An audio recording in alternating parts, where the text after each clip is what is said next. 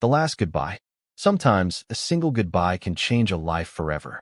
Michael Anderson was an honest truck driver living in Seattle, USA. His life was simple, but to him, nothing mattered more than his wife, Emma, and their 7-year-old daughter, Grace. Every time Michael left for work, Grace would run to the front door, hug him tightly, and say, "Daddy, come back soon. I'll be waiting for you."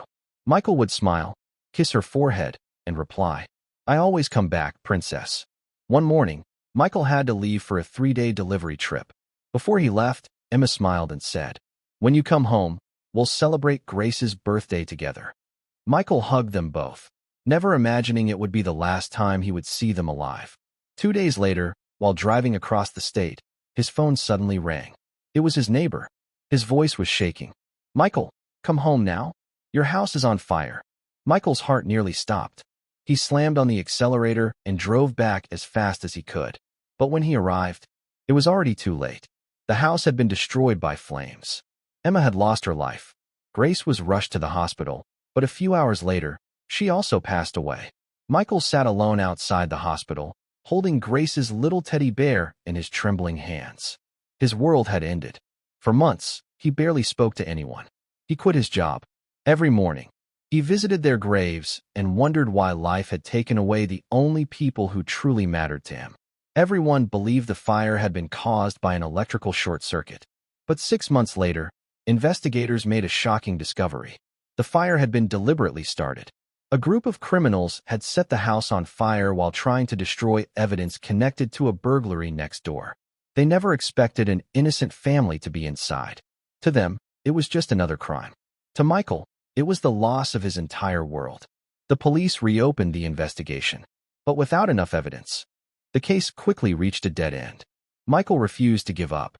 He visited neighbors one by one. He searched for old security camera footage.